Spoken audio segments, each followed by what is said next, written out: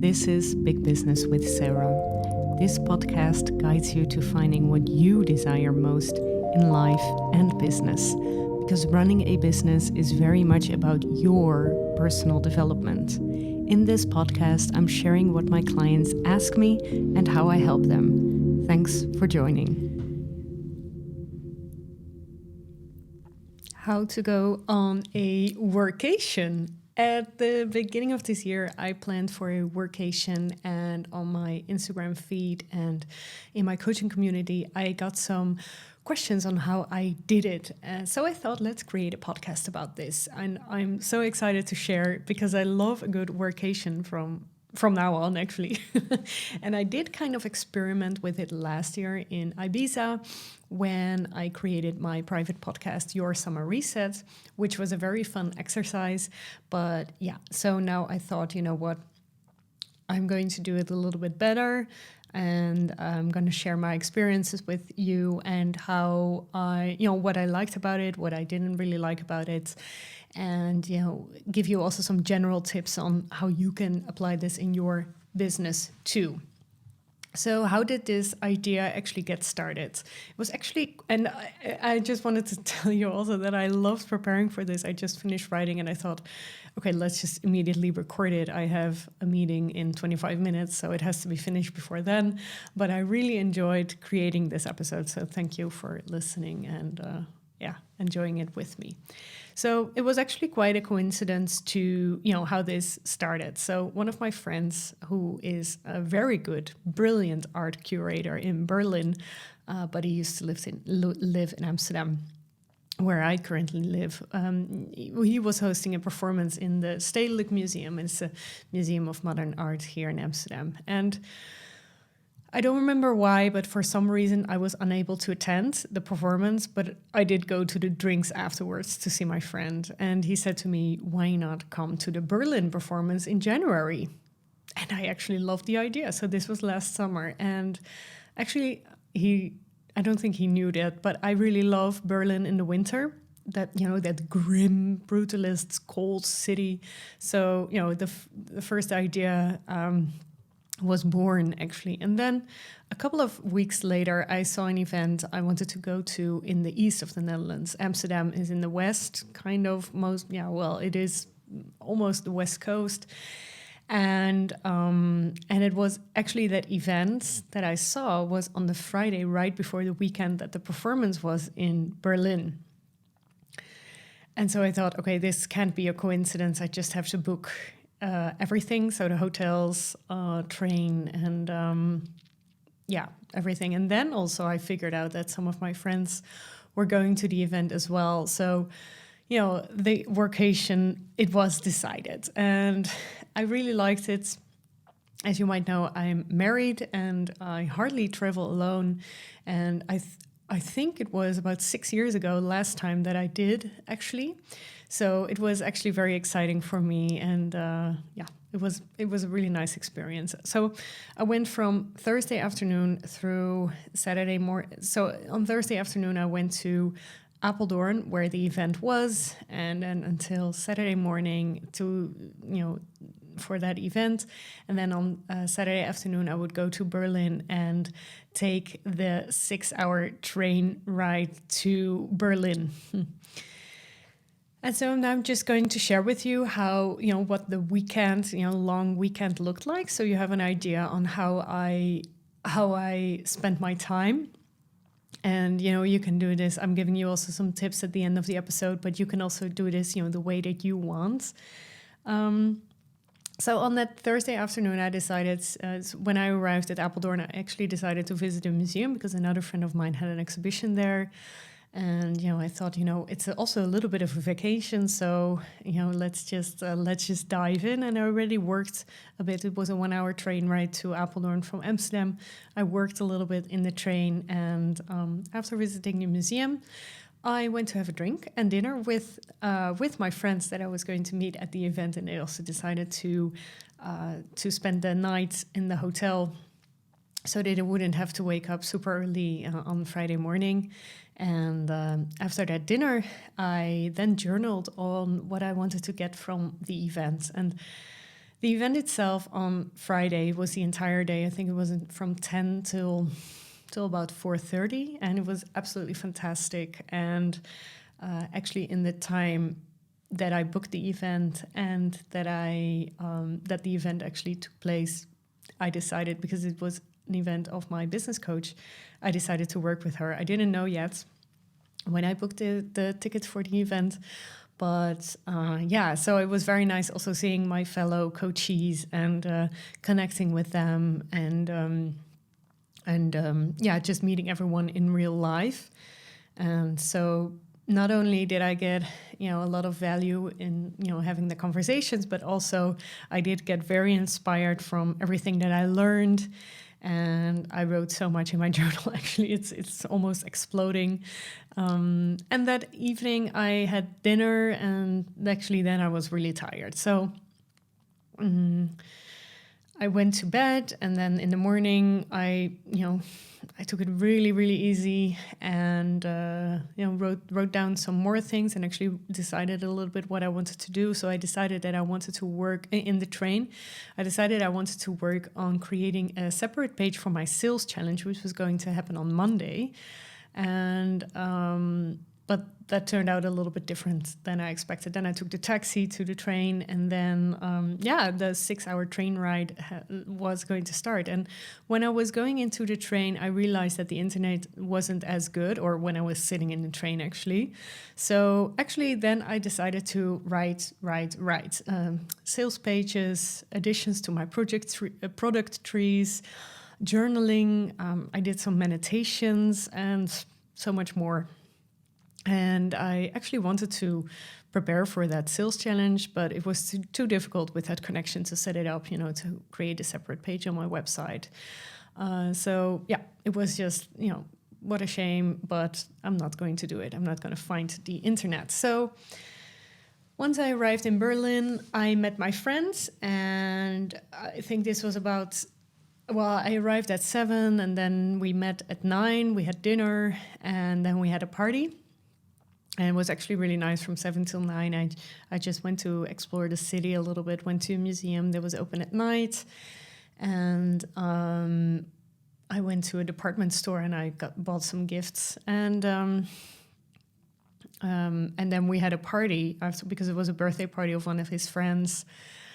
And it was actually really nice. And I thought, this is exactly what Berlin is. You're going out and it's a lot of fun. And I had a minor hangover on that Sunday. And I thought, when will I learn? So I was but I was very determined to visit museums. And so I did that day. And actually in my business, I was right in the phase that I decided to wanting to change my personal brand. So actually that day was really to write down everything that inspired me. And maybe you're thinking, is that work? Yes, that is work.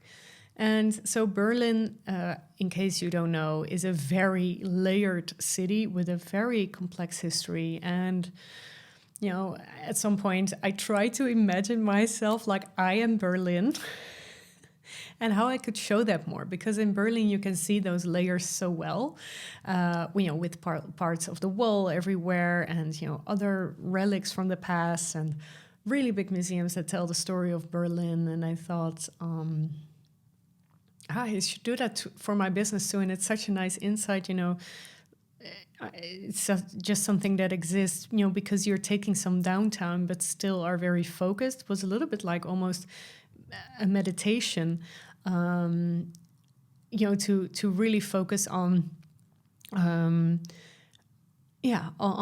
seeing the connections there. And maybe I am not a very spiritual person, but it felt like a little bit like a spiritual experience. And I think also because I'm so used to not travel alone, actually, that, it was just a very nice feeling, very interesting, and it was just something I hadn't done in a long time. And I can also honestly say that from this experience, my idea for 9 Lives started to emerge. So that's my free masterclass I'm hosting every 2 weeks, and it's about and it's really about having more than one life and that everyone is layered. I was just thinking about myself during Berlin, but then on the way back, I thought actually about everyone. Everybody has a layered life. You always have, and yeah, I should explain maybe to you if you haven't read my post. So I wrote on LinkedIn and Instagram, I wrote about that I started my career as a sports coach. I really wanted to be a sports coach. I loved it. I love standing in front of groups. I love moving. I love, creating something from nothing. I'm not saying that the people I worked with were nothing, but actually, you're training someone and you see instant results. And I really like that. And then I studied cultural heritage. And then, when I was actually very much, I really liked history and storytelling and all those things. But when I started working, I realized that I really liked the financial part as well. So I learned everything about fundraising.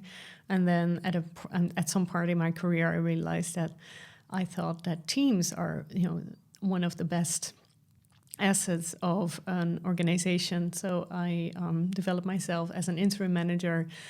And during that, I was also a politician, and I saw so many, I kind of have a feeling like I was so curious, I just want to know everything, why things are done the way they are. And I think I really learned that in politics, and also that so many things are so random. And I was always very, actually angry about that, annoyed. And, I think you have to be kind of angry when you're in politics, because else what are you doing there, spending all your time not really fighting for what you believe in. And I thought it was, it should be so much better. So, with all that experience right now, I'm a business coach. And so I've seen the business side of things. I've learned how to be a coach when I was very young. And with my politics, I can easily, direct people to certain resources, or my network is super large. And, if I find a chance to help them with my network, I want to do that. And why did I want to say this? Oh, so, and those were my lives, actually, not really 9 yet, but I believe everyone has that. And everybody has, such a kind of unlinear career. And anyway, layered Berlin. So now you have the whole story. So that afternoon, Sunday afternoon, I went to the performance, which my friend told me to go to, and which he curated. And it was absolutely great. It was an all-female lineup, and with such a powerful message, actually. And this also inspired me to dive more into, because it was also a little bit, kind of a male spirit and vibe. And it really inspired me to step more into my male part of my life. And this is also, I guess, where my obsession for ChatGPT started. And I really allowed myself to start nerding out, and then just play the video games that I really loved to play when I was a teenager. My favorite one was Transport Tycoon. It was actually, it was actually developed before Roller Coaster Tycoon, but I loved Transport much more. So anyway, I allowed myself to be a nerd. So and then on Sunday night, I completely forgot to eat the entire day, actually, and I realized that, and I had to take it a bit easier, and I went to bed early. And on Monday, I woke up knowing that I wanted to do the sales challenge. So I woke up super early, and because I didn't want to miss anything of the city. So I hosted an Instagram live at 9:30 in the morning on Monday and uploaded it to YouTube and to that sales page, which I created. I don't know when I actually created it, probably on Saturday or on Sunday morning or something. And maybe or on that Monday morning, and worked, to write down all my takeaways and then, of that sales challenge, because I did get some conversations with people. And then I went to explore some more of the city of Berlin. I saw many museums. I really loved the city lines and seeing it. And then I met another friend for a drink at 5 p.m. It was so nice connecting with him, because he's actually a friend of mine. We hardly know each other, but it was very easy to talk. And then I went to the hotel and slept like a baby. And on Tuesday morning, I woke up again very early and hosted another Instagram live uploaded it and packed my stuff and went home. And I wrote down so much more on the train ride. I knew what I was going to expect, for the internet connection. And I was just super tired coming home. And what I loved about the workation is that it allowed me to show what I've seen. I created daily vlogs on my city trip and also the event I went to, and which allowed me to be more visible on a larger audience. I did actually gain a lot of followers, and I really liked kicking off my sales challenge in Berlin. And it gives me this real remote work feeling that I absolutely love, right? Like I'm thinking about Amelita in Sex and the City. I'm a citizen of the world. The way she says that. And actually, that's a little bit the vibe I was in. I did not receive a $12,000 bracelet from Van Cleef and our pals, but I think maybe on my next trip I might give myself that. So about the money, actually, I spent about 150 euros a night at the Apeldoorn Hotel, and then that for 2 nights, and then I spent 100 euros for travel first class in the train. I think that's insanely cheap, especially if you're used to going to Paris, and about 100 euros for my hotel a night in Berlin, and that was 3 nights. So this was actually super cheap, and it can be even cheaper because I did actually get quite a good hotel. I think it was totally worth it, and actually I haven't spent that much money in the city itself. I was just visiting museums and eating some small things along the way. And so what I really wanted is to show my insights and ideas during the trip, also in the daily vlogs and in my Instagram stories. And I wanted to be, and also another target for me was to be inspired by art and new surroundings. And I've seen Berlin about 8 times, and I just love being there. It's like a home away from home for me, a very easy city for me to go to. And I also really like the German language. I'm not saying that I can speak German, but I do like listening to it. So some general tips that I want to share with you are if you are planning to do a workation. So to choose the right location, when selecting a location for your workation, consider a place that is, very possible to work in and also has a reliable internet connectivity. So in my hotel, I had great internet connectivity. And, also look for a location that also offers a range of activities to enjoy during your free time. So for me, art museums or museums in general are really great. I love that. But also, of course, sand or beach. But it generally doesn't really inspire me during a workation. I experienced that. In Ibiza, and I liked it, but I mean, it's not really where. What am I saying? Maybe I am actually I like it all. But if it's just a nondescript place, I don't really like it. So second tip I want to give you, which I didn't do, but actually I should have done, is to plan your work schedule. So to set realistic expectations, especially when you're working for a boss or a supervisor, about your availability and deadlines and everything, so that you can manage your work obligations without feeling overwhelmed. I don't have a boss or a supervisor, so I could just decide this for myself, and I should have been a little bit more supervising in this.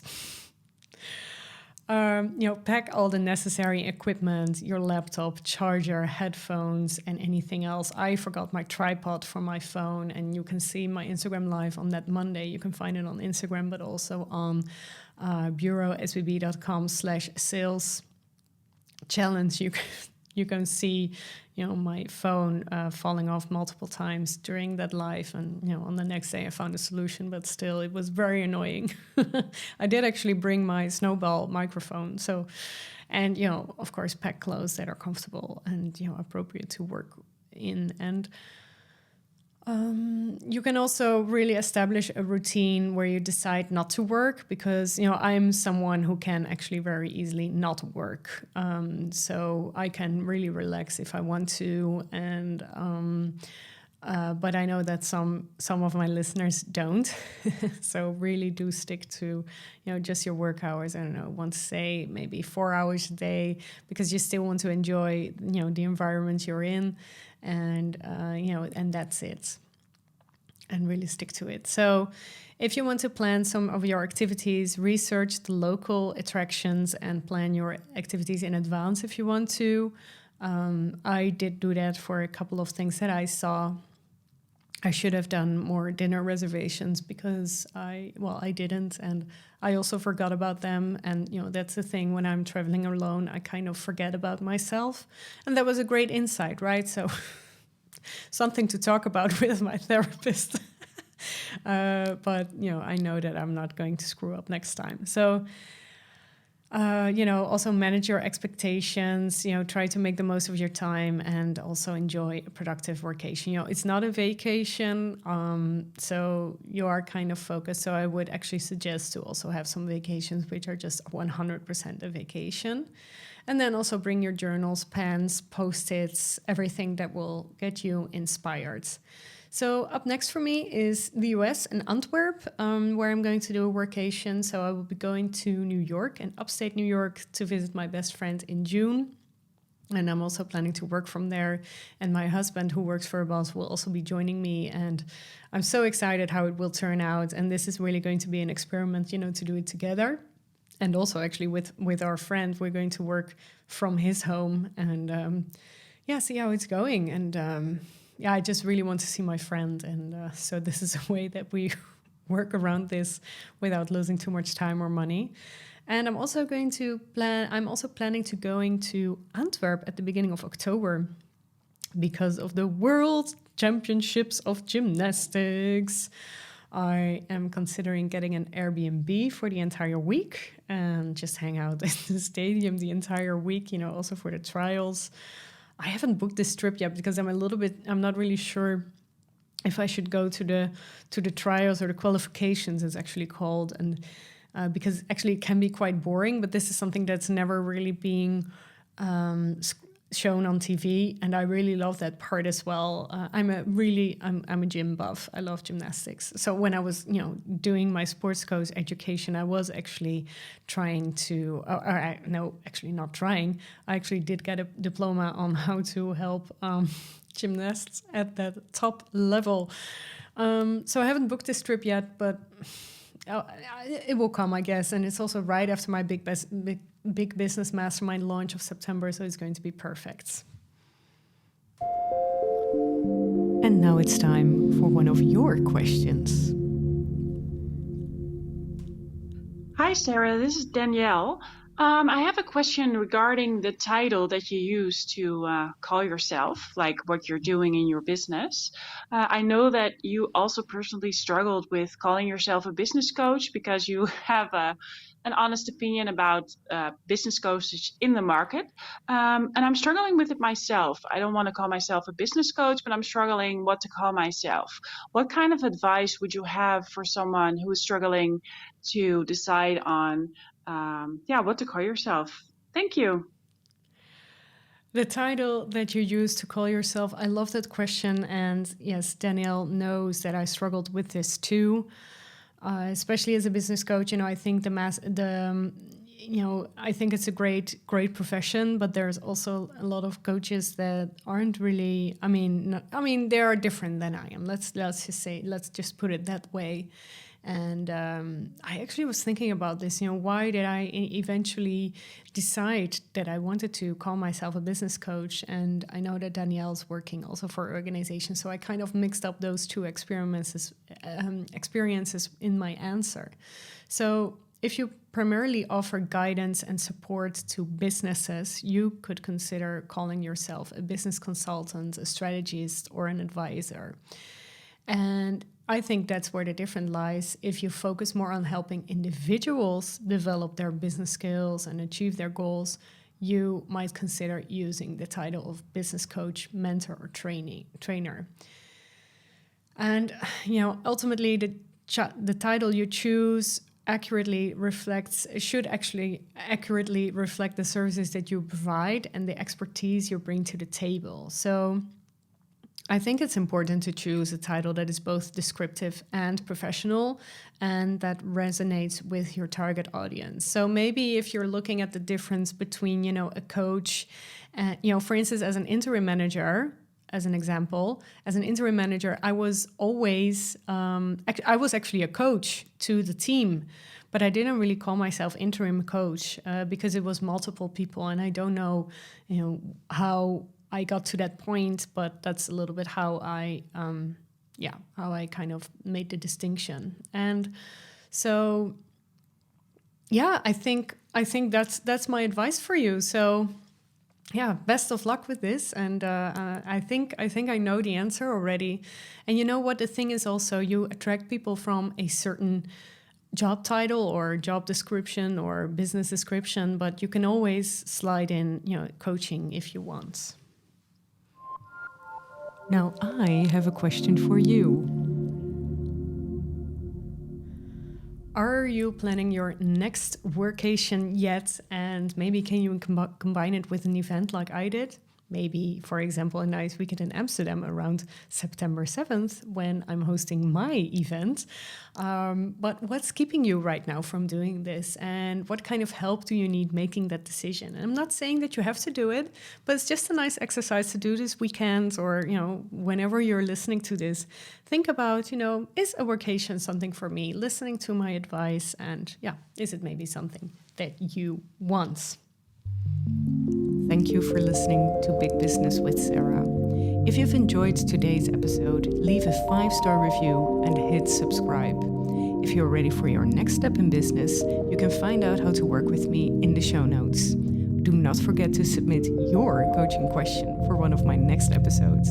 Have a happy day.